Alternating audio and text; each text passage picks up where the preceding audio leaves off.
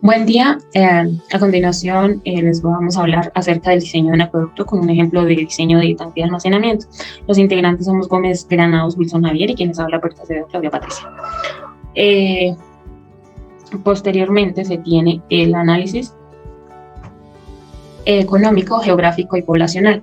Este inicia con la recopilación de la información, como puede ser antecedentes históricos de la zona donde se va a realizar el diseño del acueducto, geografía de la zona, muy importante también para hacer este diseño, la economía, el saneamiento y agua potable. Posteriormente se debe tener una cuantificación de la población a la cual se le va a diseñar el acueducto, y esta cuantificación se puede tener a través de censos históricos, censos del DANE y entrevistas. Lo más viable es utilizar los censos del DANE, que nos dan una mayor seguridad acerca de la cuantificación de la población en la zona. Posteriormente, el cálculo del número de habitantes para un periodo de diseño. Este cálculo se puede realizar a través de el método aritmético, geométrico, exponencial, estadístico, lineal, logarítmico y exponencial y potencial, perdón. Enseguida se hace una selección de la población proyectada a través de una estimación de la dotación bruta y neta. Esta pues se realiza con una dotación máxima y una dotación mínima a través de unos cálculos de pérdidas en el sistema de abastecimiento. El cálculo de los caudales también, que es muy importante, el cálculo del caudal máximo diario, máximo horario y medio diario. Los antecedentes es que a través de la historia el desarrollo económico y social del ser humano pues ha estado estrechamente vinculado con el agua, siendo pues el agua el recurso vital, determinante en la selección de asentamientos urbanos, agropecuarios, industriales y obviamente pues para el ser humano este recurso es muy vital, ya que pues nos da la mitad de la vida o pertenecemos, sin agua no seríamos nada. El primer acueducto que se realizó se denominó Perón, construido en el año 700 a.C. en Nínive, capital de Asiria. En esa época, Exequias, el rey de Judá, planificó y construyó un sistema de abastecimiento de agua de 30 kilómetros de longitud para la ciudad de Jerusalén. Y así a través de la historia se han venido desarrollando grandes acueductos que han tenido grandes impactos en las regiones donde más se han necesitado. Compañeros, mi nombre es Wilson Gómez. Voy a hablarles un poco de lo que ya la compañera dijo al inicio. Estimación de la dotación neta y bruta. Como sabemos, pues la dotación neta es la cantidad mínima de agua que se requiere para complacer las necesidades básicas de un habitante. Pues esto sin considerar las pérdidas, ¿no? Sin tener en cuenta las pérdidas de agua que ocurren en el sistema de productos pues, que tenemos como diseño. La dotación bruta es la cantidad mínima de agua requerida para satisfacer las necesidades básicas de un habitante, pero en este caso sí se considera las pérdidas que ocurren en el sistema de acueducto. Esta es la diferencia que tenemos entre las dos, entre la dotación neta y la dotación bruta, que en una sí se considera la pérdida y en la otra no. Tenemos también las pérdidas de agua en el sistema de acueducto. Esto quiere decir que es la diferencia entre el volumen de agua tratada y la medida de la salida de las plantas potabilizadoras y el volumen de agua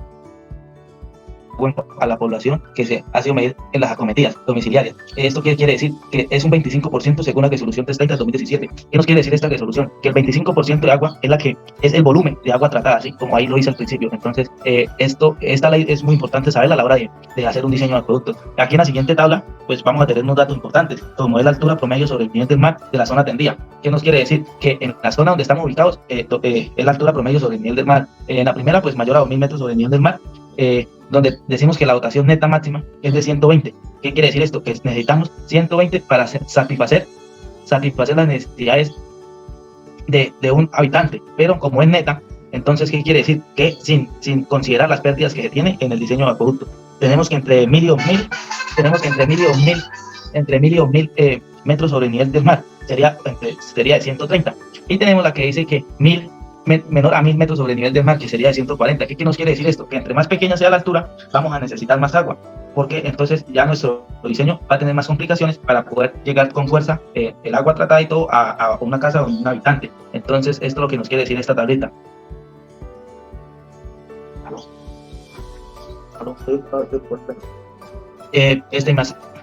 Cálculo medial diario.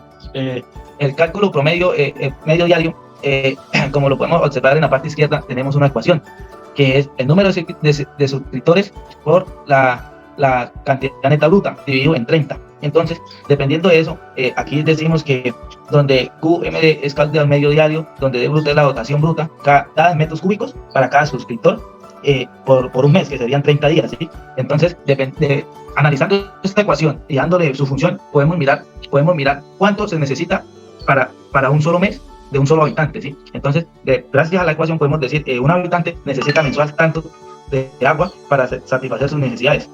Aquí en la tablita 2 pues podemos mirar los caudales de diseño, que es los componentes y el tratado de diseño. Entonces, en compactación fuerte superficial sería hasta 2 veces caudal medio diario, captación de fuentes subterráneas, desalenador, aducción, conducción, tanque y de distribución. De esto pues hablaremos aquí más adelante, ¿sí? Para tener más claro sobre esto.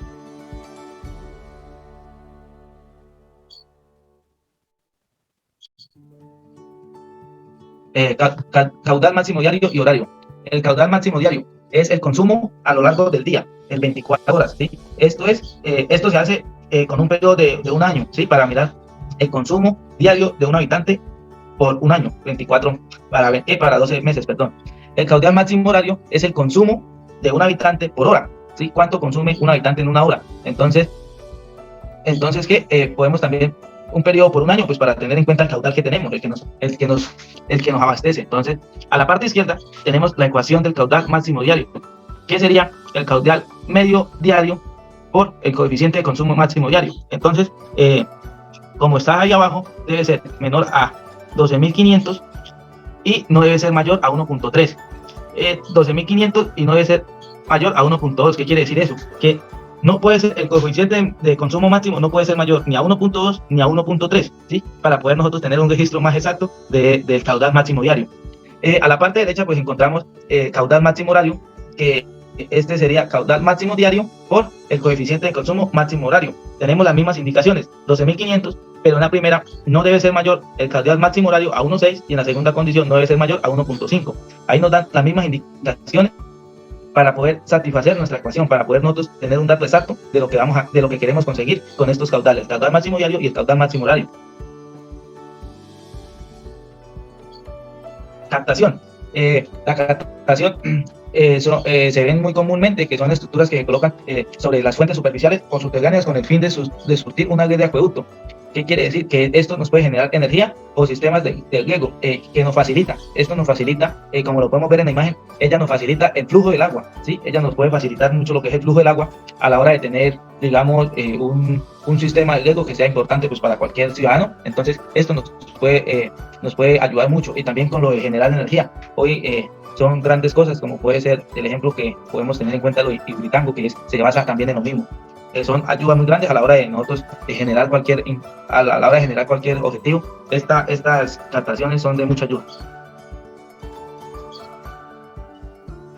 Captación, criterios de factibilidad y localización.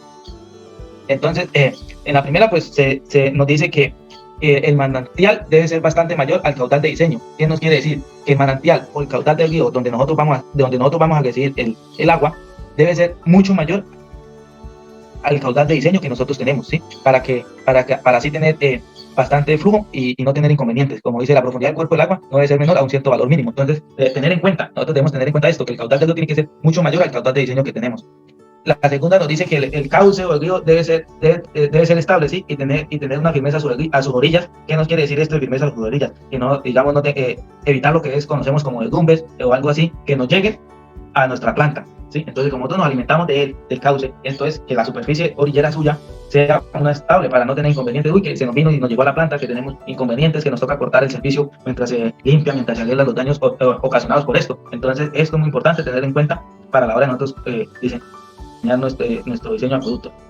También dice que tenemos que tener una altura suficiente para mover el agua hasta el sitio de bombeo. ¿Qué nos quiere decir eso? Que debemos calcular una altura muy necesaria, porque si nosotros tenemos una altura del caudal que tenemos y ponemos nuestra planta en un lugar más alto de la altura del cauce, es de lógico que vamos a tener muchos inconvenientes, porque el agua tendría que subir a nuestra planta para poder funcionar y brindarle el servicio a la población. No. Entonces, ¿qué tenemos que hacer? Tenemos el cauce, debemos determinar una cierta altura por medio de los estudios.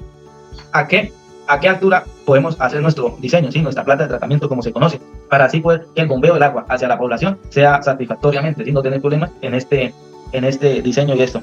Entonces, también debemos suponer que el diseño debe estar entre 30 años, entre 25 y 30 años. Eso es lo que nosotros debemos proponer como tiempo límite para nuestro diseño. ¿Sí? Dar garantías desde 25 a 30 años para nosotros cumplir con la población donde estamos haciendo el diseño de productos.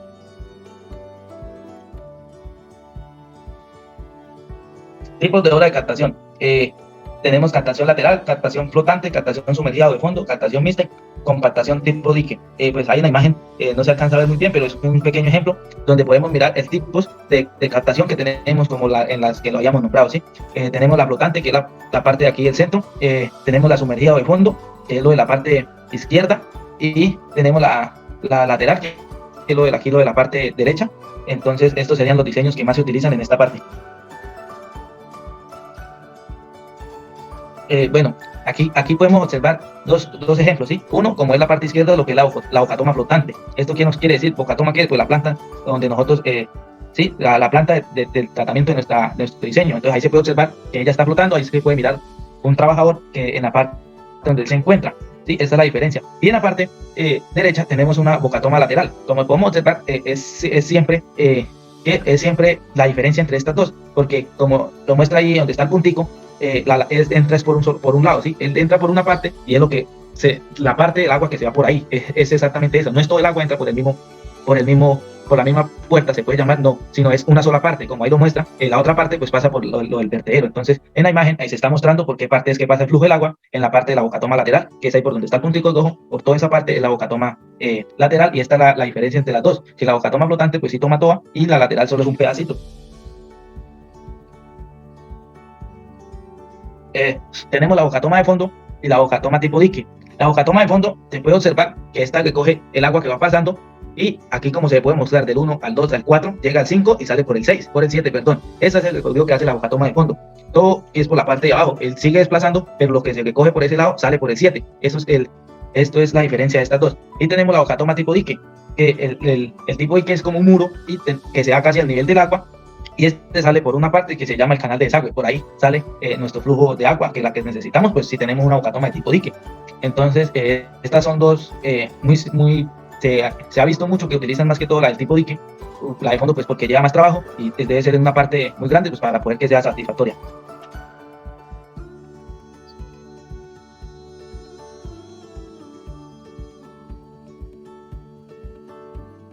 Aducción. Se define como una línea de aducción un sistema de acueducto al conducto que transporta el agua desde la bocatoma, desde la cámara de diversión hasta el desanerador. ¿Esto qué nos quiere decir? Que la aducción es una línea de transporte que nos transporta nuestra agua desde el acueducto hasta la parte del desanerador. Esto es lo que nos hace la aducción. Esto es lo que nos quiere decir la aducción. Como se muestra con el puntico de ojo, el transporte que él hace, el recorrido que él nos hace hasta llegar hasta el desanerador, allá donde se llega el agua, que por medio de la aducción hacemos, ¿sí? Que tenemos que tener eso para que ella lo mueva solamente.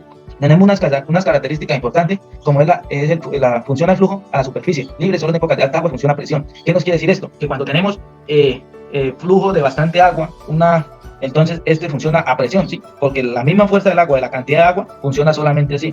Y ahí tenemos otra, que la línea de aducción se diseña para el caudal máximo diario con diámetros y velocidades ideales para evitar el sedimentación y la oración respectivamente. Entonces, esto que se diseña para el caudal máximo diario, sí, que para mirar para el máximo diario de un habitante, que si el habitante consume diario, digamos, 120, entonces esto se hace para 120 diarios de un solo habitante. Entonces, como ya sabemos cuántos habitantes son, cuánto gasta cada habitante, entonces se hace esta línea para que nos pueda satisfacer esta característica importante.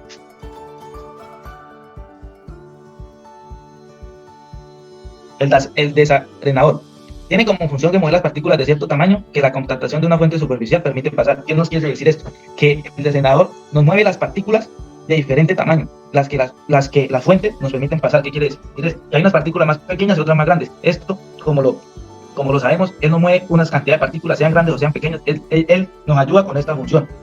Aspectos para un buen proceso de desarenación: temperatura y viscosidad del agua, forma y porcentaje al remover la partícula de diseño, y eficiencia de la pantalla lectora. Ahí como la voz nos dice forma y porcentaje al remover de las partículas de diseño, la forma de las partículas y el porcentaje, la cantidad, ¿sí? Sean pequeñas o sean grandes. Entonces, ¿qué pasa en este caso? Que las más pequeñas pasarían con más frecuencia y las grandes pues se demorarían un poco más. Esto nos ayuda al desarenador a hacer este movimiento de partículas. Nos colaboraría con este caso.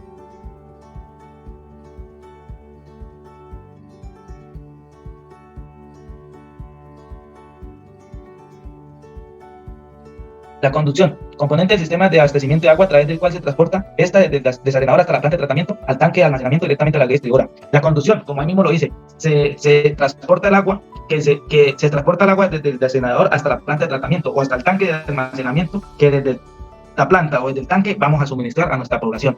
Entonces, esto es muy importante porque ya como lo sabemos, es la conducción del agua por medio de tubería, como lo podemos mostrar en la imagen, ¿sí? Llega hasta el tanque o hasta el tanque, ahí con el puntico pues está mostrando la tubería por el cual se va a transportar hasta la planta de tratamiento, si tenemos planta de tratamiento o si tenemos tanque de almacenamiento. Por medio de esta tubería, nuestra agua llegará allá para nosotros poderla distribuir a nuestra población a la cual estamos diseñando nuestro acueducto. Entonces, como podemos ver, aquí tenemos tipos de conducciones según comportamiento hidráulico: canales abiertos, conductos delgados sin presión, conductos delgados a presión, en los cuales el agua se impulsa por gravedad o mediante estaciones de bombeo, y conducciones mixtas. Esto nos quiere decir que hay varias formas de transportar el agua, ¿sí? Puede ser a bombeo, puede ser a presión, puede ser por canales abiertos también. Entonces, por canales abiertos tenemos que tener en cuenta el cubrimiento o algo, pues para que no se nos contamine o algo así, hasta antes de llegar a nuestra planta o hasta nuestro tanque de almacenamiento.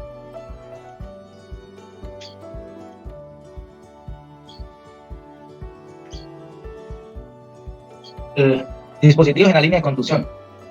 Aquí, como podemos observar en las imágenes, bueno, primero aquí, tanques para quiebre de presión, válvulas reguladoras de presión, válvulas o ventosas de aire, válvulas de purga o atrajes. Como podemos ver en las imágenes, en la imagen que está en la parte más de arriba, se puede observar cómo se está construyendo la tubería para hacer el transporte, ¿sí? Para hacer el transporte de nuestra agua, la conducción hacia nuestro tanque o hacia nuestra planta de tratamiento. Ahí se puede observar cómo es el medio y que se hace el medio para hacer la respectiva conducción. Y en la otra imagen se puede observar cómo se le hace como un estilo caja para que esta llegue a la tubería, al tubo. Como podemos observar, el tubo es de un gran tamaño. Entonces, ¿qué pasa? El agua llega ahí y ahí se va por el medio de nuestro tubería que tenemos en la cantidad de agua, y así se va transportando. Entonces, dependiendo de la cantidad de agua, se puede utilizar válvulas de presión para que esta llegue a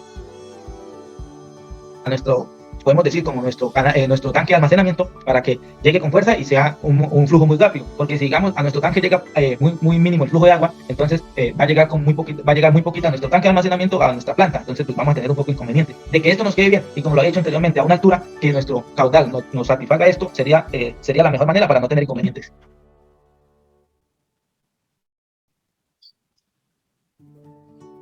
Aquí tenemos dos ejemplos de válvulas. En la parte izquierda pues tenemos la válvula ventosa o expulsión de aire. Esta es una válvula que nos va a ayudar al flujo de nuestra agua, pero como lo dice, de aire. Entonces son válvulas de diferente, que dependiendo si hay mucho si hay mucho flujo o algo, con estas válvulas se tiene el regulamiento para dejar pasar el flujo de agua. Y en la parte izquierda tenemos la válvula de purga, que anteriormente la nombramos, que esta es como con una llave en la parte de arriba, ahí se ve la parte negra. Cuando se ve que hay algún inconveniente o algo, pues esta se podrá cerrar, ¿sí? Si digamos, llegado al caso, digamos, hay un barranco se viene abajo, un derrumbe, como conocemos. Entonces, si nos cae a ese tanque para que ella empiece a circular por la tubería, entonces para evitar que el mugre y todo eso se vaya, entonces uno puede cerrar eso, aunque vamos a tener varios inconvenientes porque nos puede taponar, y después al abrir todo eso de mugre nos va a llegar a nuestro tanque o planta de tratamiento. Entonces tenemos que tener muy cuidado, pues estas válvulas nos sirven de mucho para estos inconvenientes.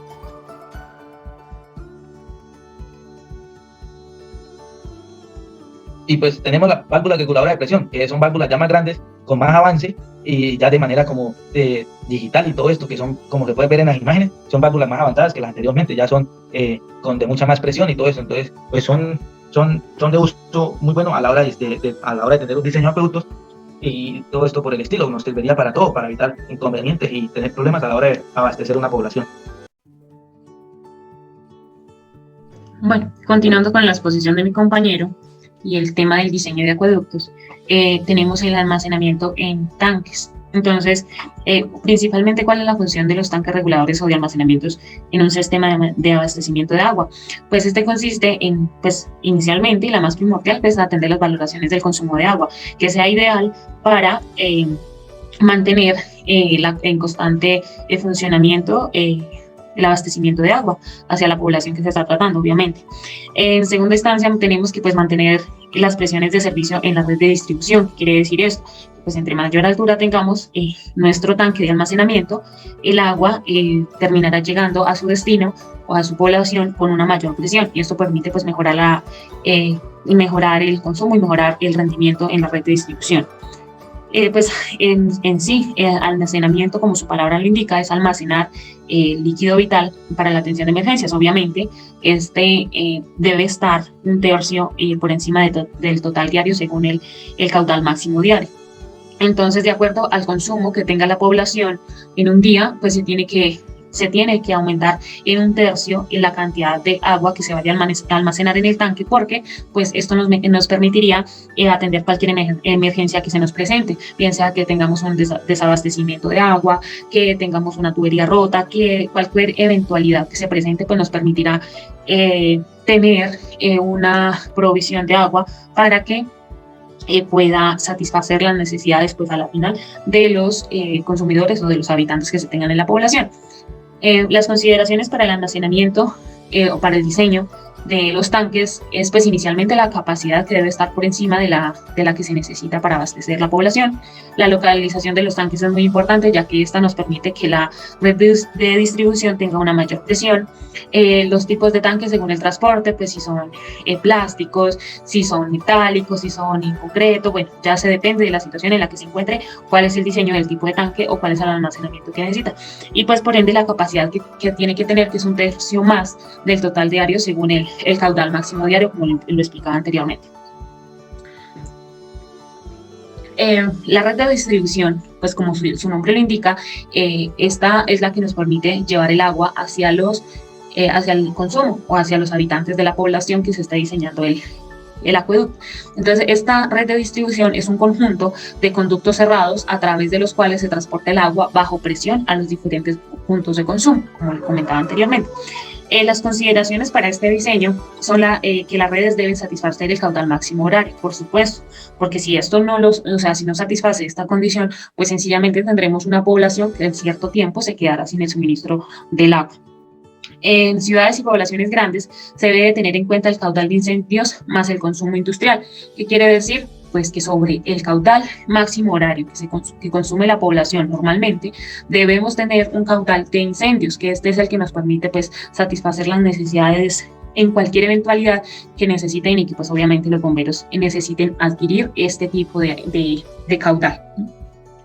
En poblaciones con pendientes escarpadas se debe diseñar con el diámetro real de la tubería. Pues por supuesto, porque eso es lo que nos permite es que el caudal o el agua llegue con una mayor presión, llegue de una forma adecuada y que la población no se nos quede sin suministro de agua.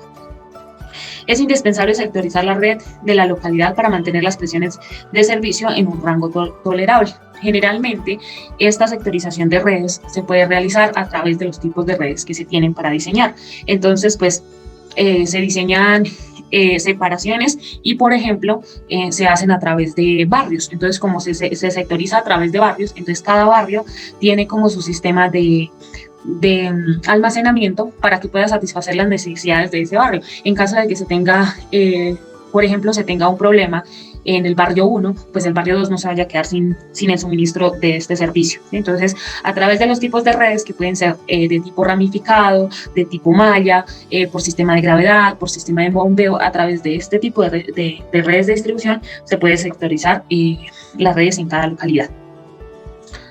Bueno, a continuación tenemos un ejemplo del diseño de un tanque de almacenamiento.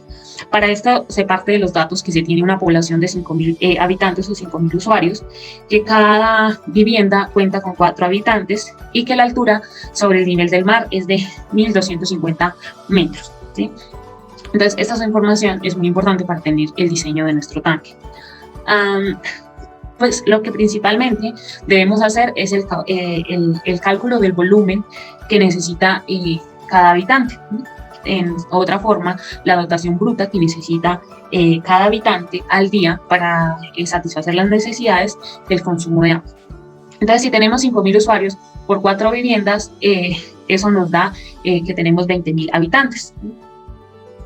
Perdón, tenemos 5.000 usuarios por 4 habitantes en cada vivienda, entonces eso nos da que tenemos 20.000 habitantes.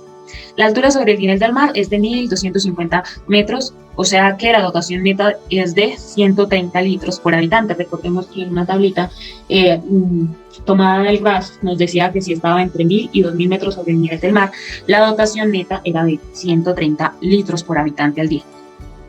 que las pérdidas del sistema son el 25%, como lo comentaba anteriormente el compañero. Entonces, para obtener la dotación bruta es pues la dotación neta sobre 1 menos el porcentaje de pérdidas técnicas máximas para el diseño, ¿sí? Entonces, de acuerdo a esto, sería 130 sobre 1 menos 0.25, el 25%.